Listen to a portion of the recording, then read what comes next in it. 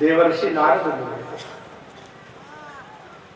एक तरफ है जीवात्मा, दूसरी तरफ है परमात्मा, बीच में खड़ा है महात्मा। तो महात्मा जीवात्मा का हाथ पकड़े और परमात्मा को पकड़ाई दे, समझो काम बन गया। इसीलिए एक बड़ा प्रसिद्ध दोहा है भैया, और शायद आपको भी याद ही है। तो दोहा ये है कि गुरु गोविंद दो खड़े, याद है ना, काके लागों पाए। तो बहुत से लोग इस दोहे का अर्थ ये करते हैं कि गुरु जो है वो गोविंद से भी बड़ा है, लेकिन सत्य ये नहीं है। गुरु गोविंद दो खड़े, ध्यान से सुनिए। आप गुरु को प्रणाम करते थे, एक दिन गुरु जी से मिलने गोविंद आए, और गुरु और गोविंद दोनों वहां खड़े हैं या बैठे हैं। आपने सोचा जो गुरु जी के बराबर बैठा है वो गुरु जी से ही होगा, तो मैं पहले किसको प्रणाम करूं? ताके लागू पाए, तुम्हारे मन में आया किसको प्रणाम करें? लेकिन गुरुदेव चूंकि परिचित थे, गुरु को प्रणाम करने के लिए पढ़े, झट गुरु जी ने हाथ पकड़ लिए। तो नहीं बेटा, जिसलिए तुम मुझे प्रणाम करते थे वो ये है, ये गोविंद है। और जैसे ही कहा ये गोविंद है, तो शिष्य कहता है बलिहारी गुरु आपकी, गुरुदेव तुम्हारी जय हो। गोविंद दियो बताए, मैं गोविंद को पहचान नहीं रहा था, आपने हमें गोविंद का परिचय करा दिया। अच्छा, राधे राधे, बाय। जैसे माला, मंत्र, तीर्थ, ग्रंथ ये सब भगवत प्राप्ति के साधन है, ऐसे ही सद्गुरु भी एक साधन ही है, वो लक्ष्य नहीं है, वो डेस्टिनेशन नहीं है। हाँ, उसको ये योग्यता है तो गुरु ये योग्यता रखता है कि वो शिष्य को परिचय करा दे भगवान से। इसलिए जरूरत है सद्गुरु की। देवर्षि नारद ने गुरु की बात बताई, ध्यान से सुना जाए। राधे राधे।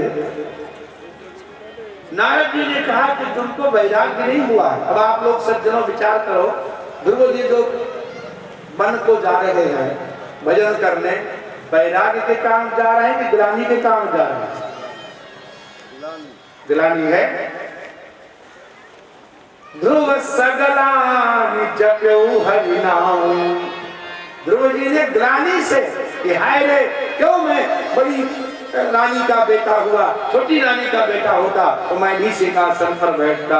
ये ग्लानि मन में थी, वैराग्य नहीं है, भक्ति नहीं है।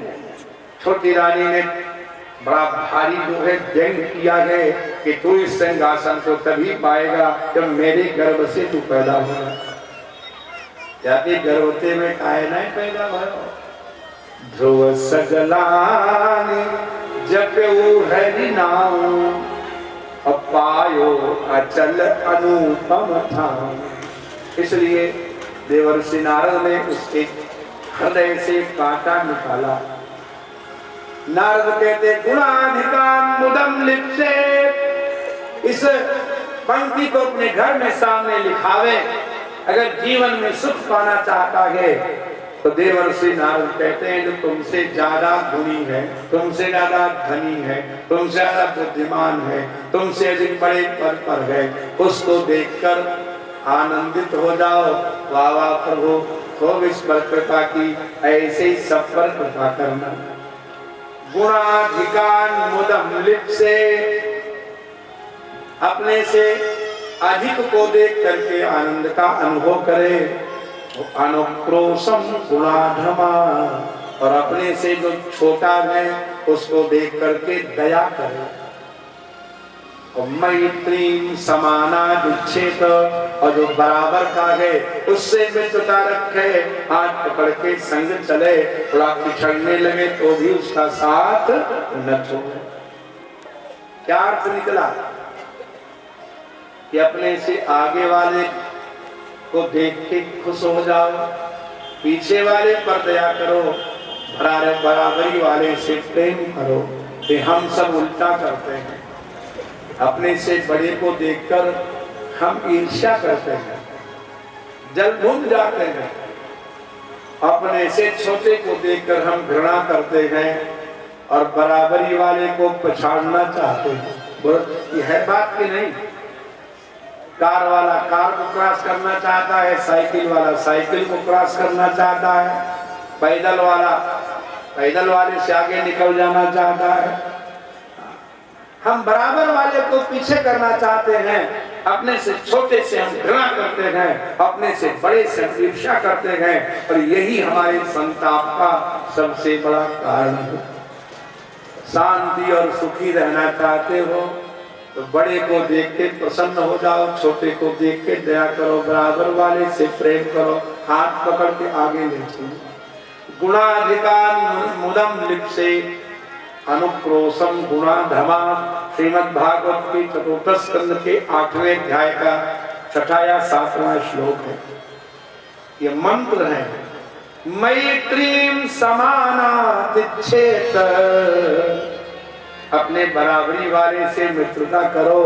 न तापई रविभूयते, कभी संताप नहीं होगा। तूने उत्तम को सिंहासन पर बैठा हुआ देखा तो जल भून गया, तुझे नहीं बिठाया पिता ने गोद में, तेरी माता ने कटुवचन बोला, तुझे पीड़ा हो गई। अगर उत्तम को देखकर तुम आनंदित हो गए होते कि मेरे भैया है, बड़ी अच्छी बात है, तो बैठोगे महाराज, तो निश्चित रूप से तुम्हें कोई वैराग्य नहीं होता। छोटे से हो, चले जाओ, लौट जाओ, खिलौनों से खेलो, अभी तुम्हारी तपस्या करने की आयु नहीं है।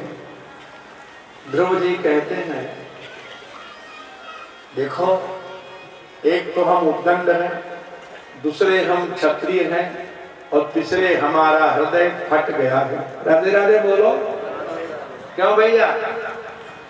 प्रधान जी बैठे हैं हमारे सामने, कभी भोजन करते समय जीभ कटी जोर से? कभी नहीं कटी। तो ये बताओ, जब जीभ कट जाती है तो कोई जीभ में मरहम पट्टी कराता है, बैंडेज बांधता है? नहीं बांधता है। क्यों? क्योंकि जीभ का घाव बड़ी जल्दी खुद ही ठीक हो जाता है। जो घाव जीभ में लगता है वो बिना दवा के ठीक होता है, और जो घाव जीभ से लगता है वो जिंदगी भर ठीक नहीं होता है तो बड़ी कोमल जीवा। लेकिन अगर ऐसी कटुवाणी बोल दी जाए, हृदय फट जाए, जिंदगी भर याद आता है।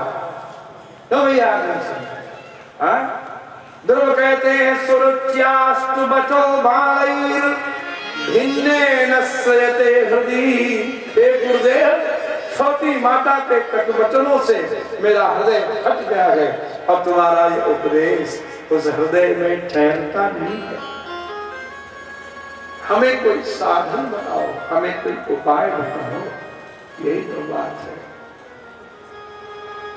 मानो देवर्षि नारद कह रहे हो कि सब काम बिगड़ बन जाएगा अगर तू राधा रानी का आश्रय ले ले, कृष्ण का आश्रय ले ले, तेरी बिगड़ी बना देगी चरण राधा रानी। जय हो, तेरी बिगड़ी बना